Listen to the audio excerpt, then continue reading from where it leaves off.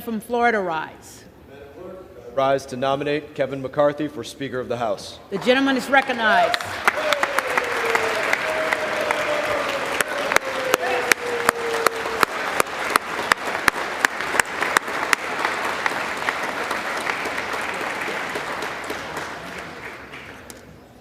I think at this point we've all heard about Kevin McCarthy in length.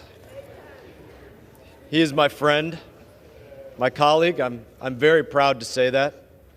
I know our remarks are directed towards the clerk and the chair, but I don't mind saying I'm directing my remarks to another part of our team. And make no mistake, we are a team. We are together.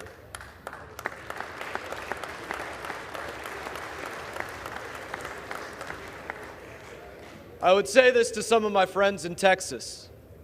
I have the same fear, truly, that some of you have, that we squander this opportunity to right the wrongs that have gone on here for the last 2 and 4 years, and there are very real wrongs. I have that fear, just like you do. I'd say to my friend from Montana, I would say that I have the same fear you do, that America's given us this chance to change our course and that we fail. I have that fear. I would say to my friends from Arizona, I have the same fears that you do, that we don't recover from the indifference that has been shown to the honor we have to serve here, to the responsibility we have to safeguard our Constitution and the freedoms of Americans. I have that fear that it can't be recovered from. I would say to my friend, the general from Pennsylvania, that I have the same fears that he has, that we squander what our brothers and sisters in arms have sacrificed for. I stand differently because of sacrifice. My friend from Texas, Mr. Crenshaw, when he looks out at the world, he sees the world differently because of what he sacrificed for. My friend Jim Baird, when he extends a hand, he extends it differently because of what he sacrificed for during his service in Vietnam. We have so many in this body that gave so much, sacrificed so much to support and defend the Constitution of our United States. And I fear that we don't live up to what some of our friends and brothers and sisters in arms have very literally given their lives for. And I don't mind saying that on occasion that absolutely brings a tear to my eye, because it does.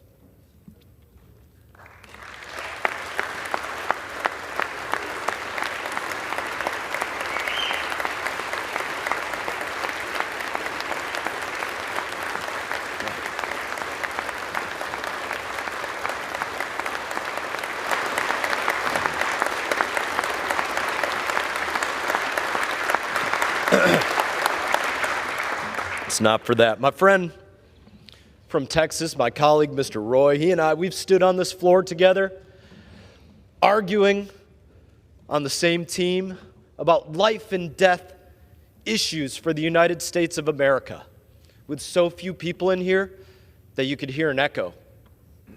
That's sad. That's not living up to our friends. I've sat in classified briefings with the general from Pennsylvania, minimally attended on both sides, with issues that absolutely matter to the safeguarding of every person within our borders and our service members abroad. We can do better than that, and we will. But I would say to my friends, those issues that we deal with like that you've spoken passionately about, I've heard your speeches, I've sat and listened to them.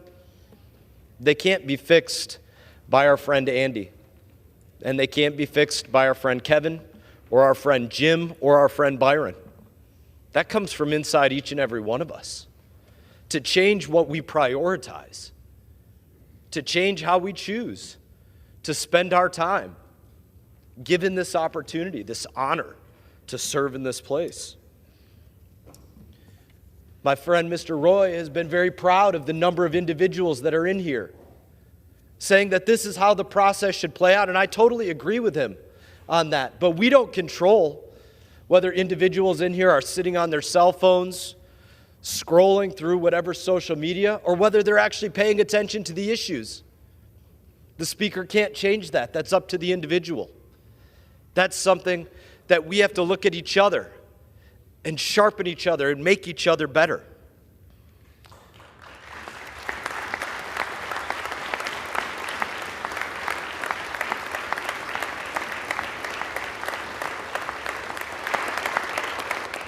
When we started this process months ago, behind closed doors, as leadership for the minority was being chosen behind closed doors, leadership for the majority was being talked about and debated and chosen behind closed doors, I said to my friend, Mr. McCarthy, I said, please don't look at us and see me as your friend or all of us as your friends.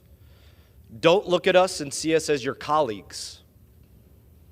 Don't look at us and see us as individuals that are votes for Speaker of the House.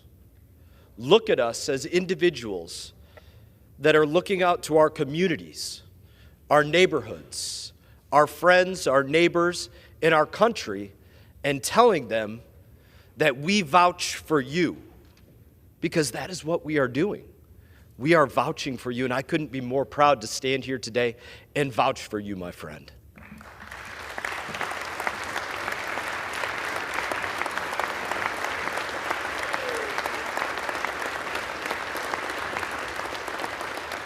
I vouch to my community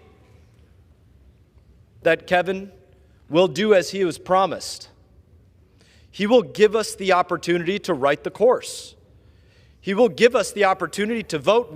He won't control how every individual votes, but he will give us the opportunity to make sure that we have smart energy policy between the Atlantic and the Pacific that makes sense for Americans, to make sure that he protects our border, protects Americans, to make sure that we don't spend what we don't have on a credit card, that we don't spend wastefully. I'm vouching for my friend that he will give us that opportunity to make sure that we don't have endless terms here in the House of Representatives. I vouch that he will deliver that opportunity to us. I'm proud to stand before my country and say that Kevin McCarthy is different. He is different.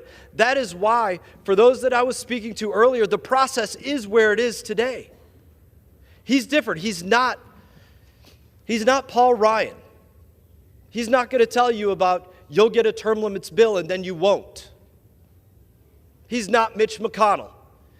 He fought against the $1.7 trillion wasteful spending package that was sent to us on New Year's Eve. That's not him. He's different. He's not John Boehner.